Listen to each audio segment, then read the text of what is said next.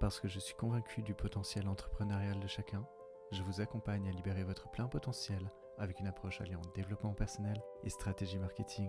Ensemble, nous renforcerons votre activité, boosterons votre confiance et surmonterons vos défis, le tout dans une atmosphère bienveillante et positive. Alors, prêt à embarquer dans cette aventure où nous façonnerons votre succès entrepreneurial ? Bonjour à tous et bienvenue dans ce nouvel et dernier épisode de l'année. C'est la fin d'une année bien remplie. Vous avez passé des mois à jongler avec vos obligations et vos ambitions. Et cette petite voix intérieure qui vous pousse à aller plus loin, toujours plus loin. Alors que les lumières des fêtes illuminent les rues, une question vous revient en boucle, ou du moins me revient en boucle. Qu'ai-je vraiment accompli cette année ? Et je vous arrête tout de suite. Le bilan de fin d'année n'est pas juste une formalité ou un exercice de plus à cocher sur votre to-do list. C'est une véritable opportunité, selon moi, pour faire le point, célébrer nos victoires, identifier ce qui pourrait être amélioré et surtout repartir sur des bases plus solides pour l'année à venir.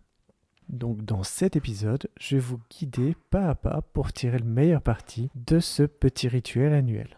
Alors, j'ai divisé ce podcast en 4 parties. La première étant, pourquoi faire un bilan de fin d'année ?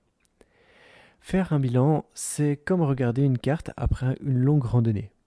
Vous voyez jusqu'où vous êtes allé, les obstacles que vous avez surmontés en chemin, mais aussi les détours que vous auriez pu éviter. Et ce bilan est important pour plusieurs raisons. La première, c'est vous permettre de prendre du recul sur votre situation actuelle. Vous êtes souvent plongé dans l'action, mais ce moment vous permet de voir votre année avec une perspective nouvelle. La deuxième raison, c'est vous permettre de reconnaître votre progrès. Trop souvent, on oublie de célébrer les petites victoires. Pourtant, elles sont essentielles pour renforcer notre confiance en nous. Et sans elles, on perd en motivation et on ne tient pas sur la longueur. La troisième raison, c'est vous permettre d'identifier ce qui ne fonctionne pas ou ce qui n'a pas fonctionné. Quels projets n'ont pas donné les résultats espérés ? Pourquoi est-ce qu'ils n'ont pas donné les résultats escomptés ? Et surtout, rappelez-vous que ce n'est pas un échec, mais plutôt une leçon. Après tout, à quoi bon faire des erreurs si c'est pas pour en tirer des leçons ? Le quatrième point, c'est clarifier vos priorités pour l'avenir. En analysant votre année, vous saurez où concentrer vos efforts pour atteindre vos objectifs futurs. Vos objectifs futurs, je mets ça entre parenthèses parce que ça peut être reprendre les mêmes objectifs que l'année qui vient de s'écouler. Tout dépend si vous avez réussi à les atteindre ou non.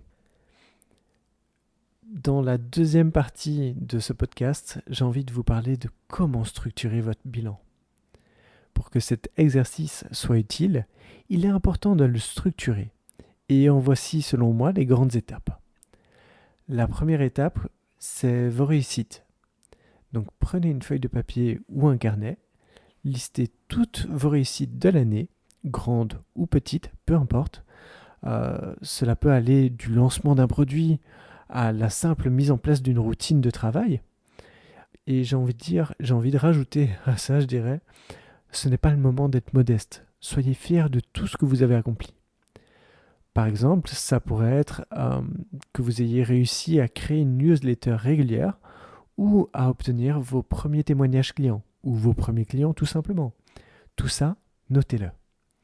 Pour ma part, la création d'un site web, l'enregistrement et la publication de 20 épisodes de podcast, ainsi que ma première interview entrepreneur sont de loin, pour moi, mes plus belles réussites de l'année.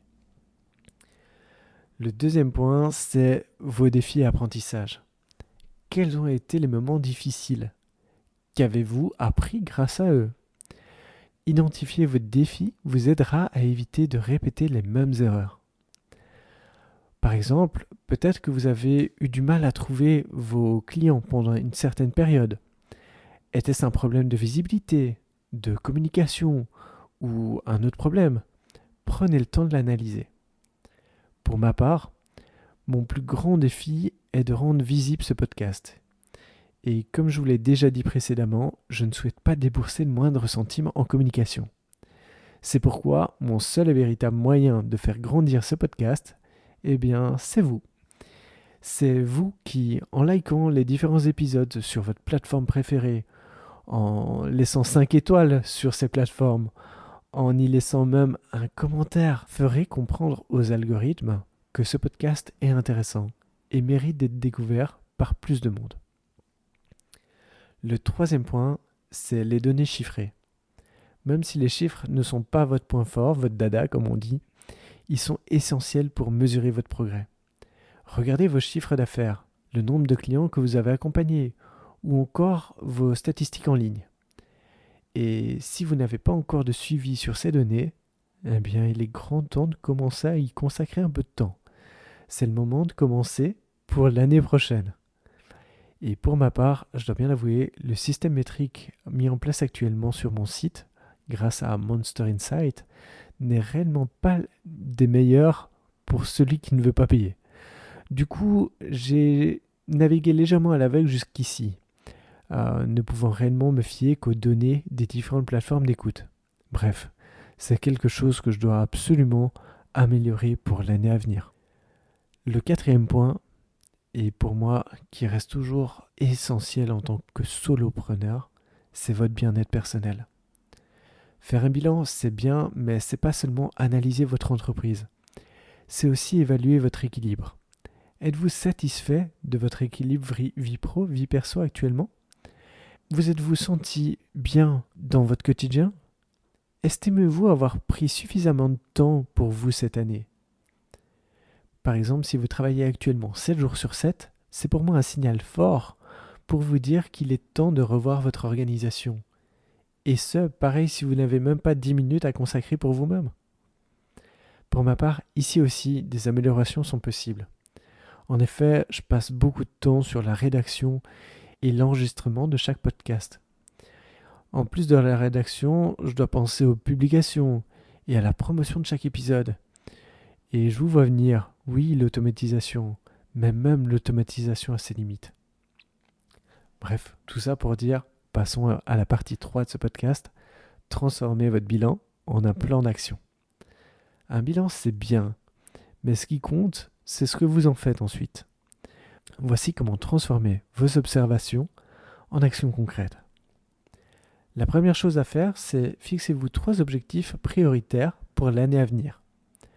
Ne vous éparpillez pas, concentrez-vous sur 3 objectifs majeurs qui auront selon vous un impact significatif sur votre entreprise et sur votre bien-être pour l'année qui vient. La deuxième chose que je vous conseille de faire, c'est planifier des actions trimestrielles.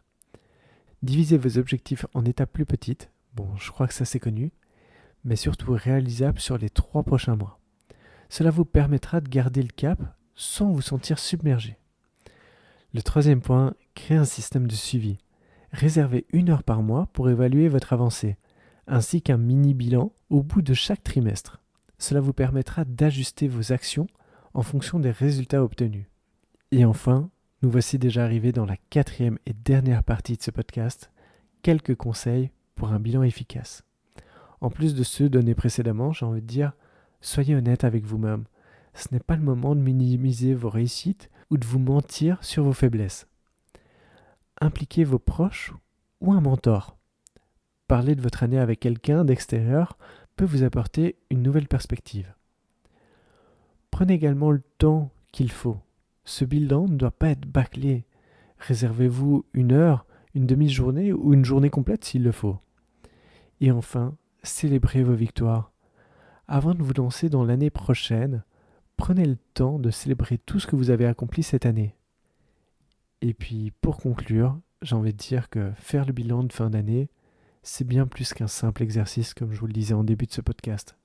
C'est un cadeau que vous vous faites à vous-même, un cadeau pour grandir, pour apprendre, pour avancer avec plus de clarté et de sérénité. Prenez ce moment pour vous, dans un endroit calme, avec une tasse de thé ou de café, peu importe ce que vous préférez. Vous méritez de reconnaître tout le chemin parcouru et de préparer l'avenir avec enthousiasme. Sur ce, je vous souhaite une belle fin d'année, pleine de gratitude et d'aspiration pour ce qui vient, et je vous dis à très bientôt pour un nouvel épisode. Voilà, c'est tout pour aujourd'hui.